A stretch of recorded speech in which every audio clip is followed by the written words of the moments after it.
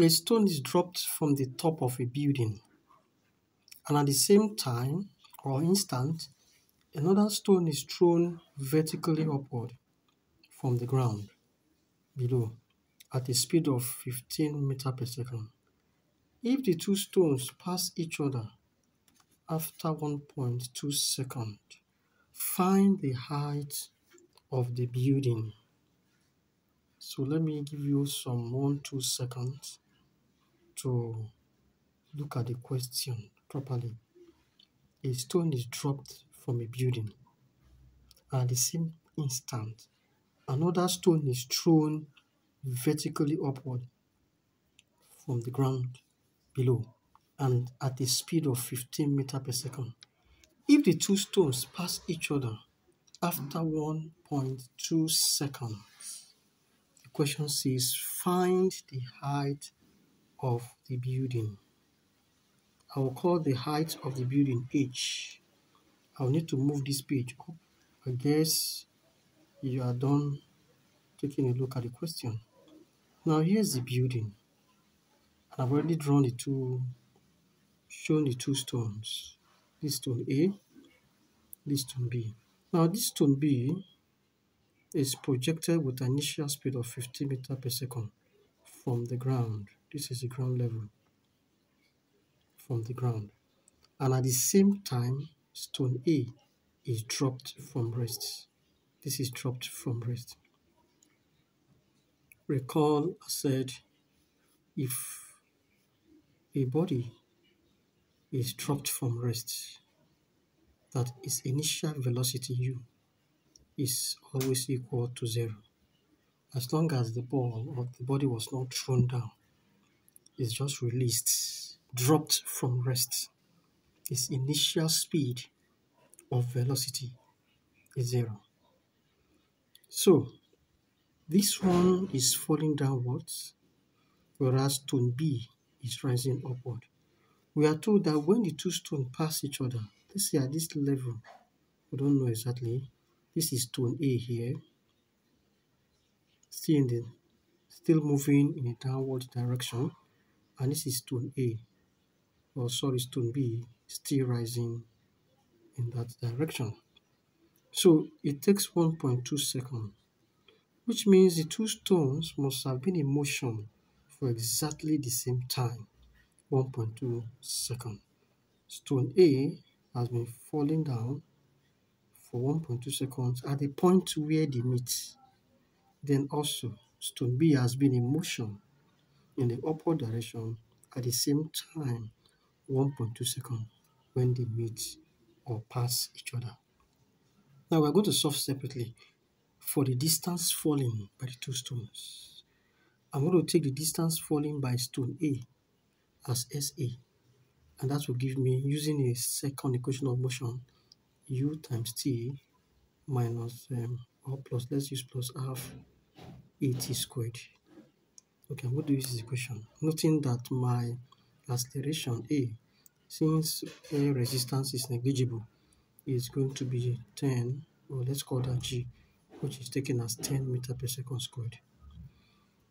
Again, I'm going to take the downward direction as positive, so my g will be positive in this case, because the case when the body is released from rest to fall in the downward direction, vertically downward, we always take our acceleration to be equal to positive g.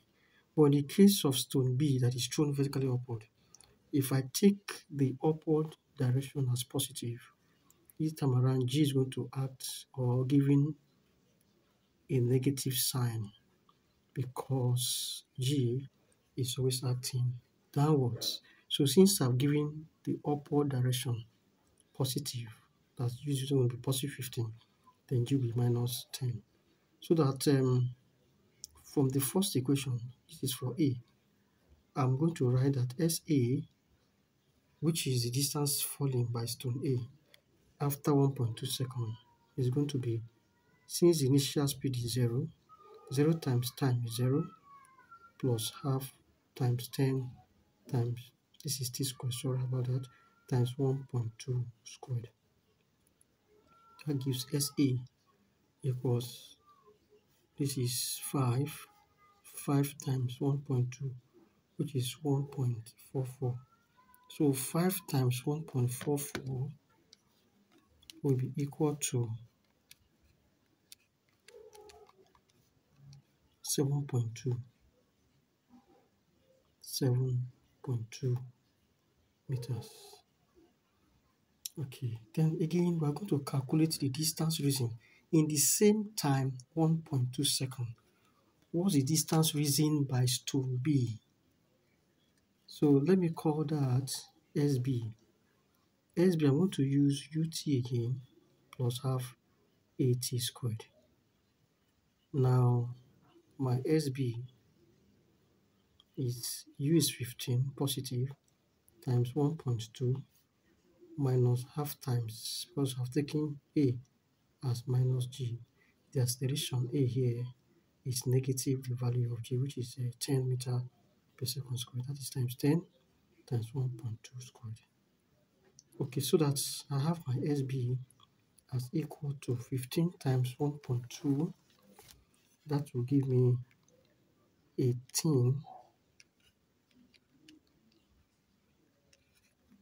That gives me 18 minus 2. This is 5. 5 times 1.44. That will give me 18 minus 7.2 meters. So if I subtract 7.2 from 18, it gives me 10.8 meters. So that is the distance reason by stone B.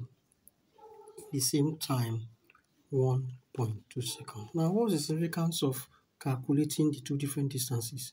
Distance falling by stone A and distance risen by stone B. It's for us to note that at the point where they meet, the distance falling by stone A plus the distance falling by stone B is equal to the height of the building. Height of the building. That makes sense just by looking at it. That is to say, if this is the level at which they pass each other, this is my SB. And from this point where the stone is released to this same point, it's my SA. So you can see it makes sense to say that the height of the building from this point to this point equals SA plus SB. So that the height of the building H is my SA was 7.2 plus 10.8. So that gives me 18 meters as the height of the building. So this is how we solve a question of this nature. So I want you to take a look at it very well. If possible, you can screenshot it and go through it again.